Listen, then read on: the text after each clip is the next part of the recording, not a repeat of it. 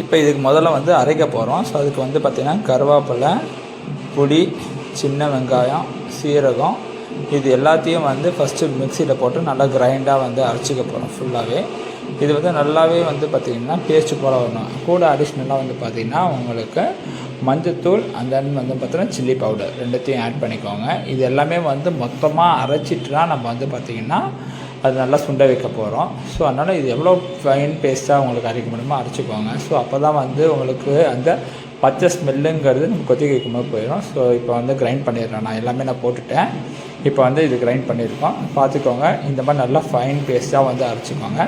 Next இப்போ ஒரு பாண்டி வச்சுட்டு ஜஸ்ட் நல்லெண்ணெய் ஊற்றிக்கோங்க. அதில் நல்லெண்ணெய் பண்ணிங்கன்னா நல்லா ஸ்மெல்லு நமக்கு நல்லாவே இருக்கும். ஸோ நல்லெண்ணெய் ஊற்றிட்டு கொஞ்சம் வந்து பார்த்திங்கன்னா உங்களுக்கு பருப்பு, கடுகு, அப்புறம் சின்ன வெங்காயம் கொஞ்சம் அதை எடுத்து வச்சுக்கோங்க நீங்கள். ஸோ கொஞ்சம் பேஸ்ட்டாகவும் அரைச்சிக்கிறதுக்கு வேணும், கொஞ்சம் வந்து இது மாதிரி ஃப்ரை பண்ணுறதுக்கு வேணும். ஸோ எடுத்து இது மாதிரி போட்டுக்கோங்க. போட்டு நல்லா வந்து பார்த்திங்கன்னா மிக்ஸ் பண்ணிக்கோங்க. ஸோ வந்து நல்லா வதக்கிக்கோங்க. ஸோ வதக்கினதுக்கப்புறம் இப்போ நம்ம ஃபைன் பேஸ்ட்டு அரைச்சி வச்சுருக்கோம் இல்லையா, அந்த பேஸ்ட் எடுத்து அதையும் ஊற்றிடுங்க. ஊற்றினதுக்கப்புறம் நல்லா வந்து சுண்டணும் உங்களுக்கு. ஏன்னா அந்த பச்சை வாசனைங்கிறது நமக்கு வரக்கூடாது. அப்போ தான் குழம்பு நல்லா டேஸ்ட்டு உங்களுக்கு தரும். இது ரொம்ப சிம்பிளான விஷயந்தான் உங்களுக்கு. நீங்கள் இப்போ வந்து நெக்ஸ்ட்டு நீங்கள் வந்து உப்பு ஆட் பண்ணிக்கணும். உப்பு உங்களுக்கு எவ்வளோ தேவையோ அவ்வளோ நீங்கள் வந்து ஆட் பண்ணிக்கோங்க உங்களுக்கு தேவைக்கேற்ப.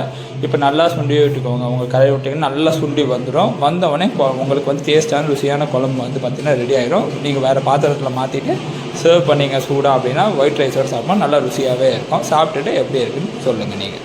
தேங்க்யூ.